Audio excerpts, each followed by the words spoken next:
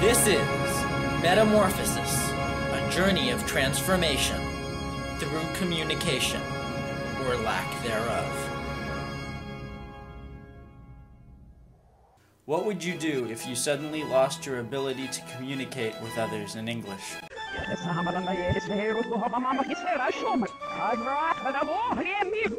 Ladies speaking in tongues backwards win!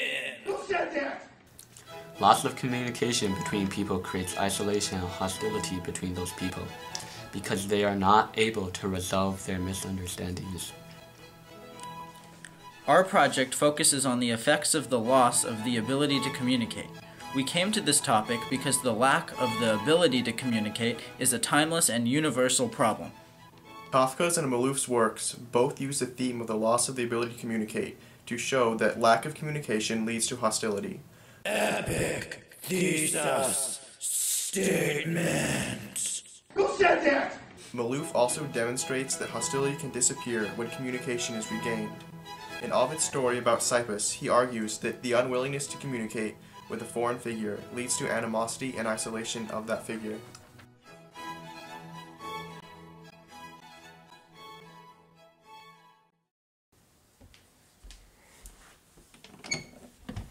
Oh, hi! I was just reading Kafka's Metamorphosis. Did you know that Kafka was a cancer? And, you know, the animal that represents cancers are crabs. And, like Kafka's dung beetle, crabs also have hard shells. But Kafka's not a Cancer anymore. He's a Gemini. What? Epic astrological analytical fail. Who said that? Please have the kindness to stay and to give my regards to the supervisor. Did you even understand a single word? The attorney asked the parents. Is he making a fool of us? For God's sakes, cried the mother, already in tears. Then the father came from behind and gave him a truly liberating and hefty push, and he flew, heavily bleeding, far into his room. The door was slammed shut with his cane. It was finally silent. In this quote, Gregor's father actually physically harms Gregor because of his transformation. Now, while obviously this is a form of hostility, I think part of it originates in that he is just really frustrated with the situation. It's important to realize that when Gregor originally is transformed, he's actually able to speak at first. However,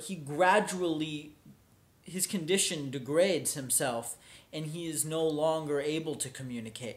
I think this causes his father to get even more angry. Furthermore, neither his father nor his mother are able to garner any sympathy. I mean, their son was just turned into a giant like cockroach, and they're not able to be understanding. They cannot see, they cannot contemplate what is wrong with him. And as a result, that lack of empathy further propels the anger and frustration that his father exemplifies by pushing him. In this book, which sets it different than all the other books, is that Gregor does not exemplify any hostility towards his family members, even though they even attack him and stuff. For example, he still feels that he wants to send his sister Greta to a music conservatory, even when Greta loses any respect that she even had for him, which is interesting because it makes his character feel more human, even though obviously he is no longer human.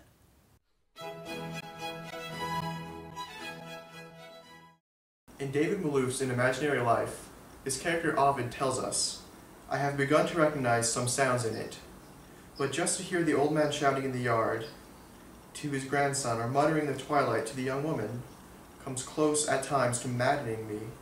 I feel as cut off as one of those spiders, or a rat balancing on a rafter and hearing the poets read. It is as if I had suddenly slipped back a step in the order of things, or been transformed by a witch's curse into one of the lower species. But of course, it is no witch who has done this. No magic has been practiced against me. All that has been evoked is the power of law. Malouf uses metaphor to express Ovid's disgust at his inability to communicate with his neighbors. Malouf's comparison of Ovid to a spider, much like Kafka's comparison of Gregor into a dung beetle, employs the natural repulsiveness of bugs to make understood more immediately the severe isolation that results from the inability to communicate. This frustration expressed in Ovid's voice is a result of his feelings of isolation. Ovid's frustration only makes it harder for him to learn the Thomisian language, because his anger for being exiled is directed at the villagers of Tomis. If Ovid could understand the language, he would not have the same animosity toward the natives, and he would make a larger effort to assimilate himself among them, which would, in turn, change his feelings of hospitality from hostility. Tropical beach scene, green screen win! Who said that? That's why we're having the O-V-I-D. That's why we're having the O-V-I-D. He showed them his temple, conspicuous by their twin horns. They all sighed and lowered their eyes. Who could believe it? And were reluctant to look at that distinguished head. Not allowing him any longer to be dishonored, they replaced a festal wreath. You were forbidden to enter the city, Sisyphus. In this passage from Book 15 of Metamorphoses, Ovid uses horns as a symbol of evilness and foreignness. Due to the townsfolk's preconceived notion of the meaning of horns, they are unwilling to resolve their animosity towards Sisyphus by communicating with him. Their hostility is furthered, and Sisyphus' isolation outside the city is inevitable. Ovid employs dramatic irony, the fact that the reader is knowledgeable about the horns in advance of the citizens, in order to convey a mounting sense of belligerence and hopelessness in the face of lack of communication. Sisyphus' plight is a direct parallel to Ovid's personal situation. Both characters were revered publicly, but due to a lack of communication, both were exiled. Sisyphus was exiled due to a miscommunication with the citizens, whereas Ovid was exiled due to a miscommunication between him and the Roman emperor. The similarities between these two events, one fictional and one real, demonstrates the universality of the ramifications that arise from a lack of communication. Done.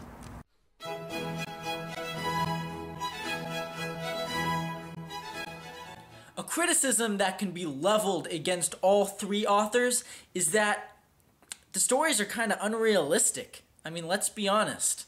Why would the townspeople react so harshly when Sisyphus reveals that he's a goat, especially since they purported to love him before? I mean, that's not very realistic, is it? Why would Ovid, someone who's supposed to be an enlightened poet, you know, some real intelligent, smart, rich guy, when he's exiled, you know, you'd think that he would be smart enough not to take his anger out just at random villagers. Jeez! And finally, why wouldn't Gregor Samsa's family try to communicate with him in a different way? Like, if one day you notice that your son is a giant bug, you would try to freaking write on a piece of paper and try to communicate with him, because obviously he's not going to be able to speak. And plus, who wakes up and is a bug anyway? That's not realistic either. The whole point of this presentation was to show, you know, that this is a theme that can be applied to everyday life. Why do you have to create these these dumb situations, these extravagant whatever, just to prove your point, when it can so easily be proven without mythical dung beetles? You know what I'm talking about. Clearly, each author takes their character to its extreme order to emphasize their point. It must be understood that their arguments still hold at a smaller scale. Yeah. In conclusion, while all three authors have something to say about the relationship between loss or lack of communication and hostility, they make subtly different points. Malouf posits that a loss of communication leads to increased hostility towards others. Kafka argues that a loss of communication results in a hostility of others towards oneself.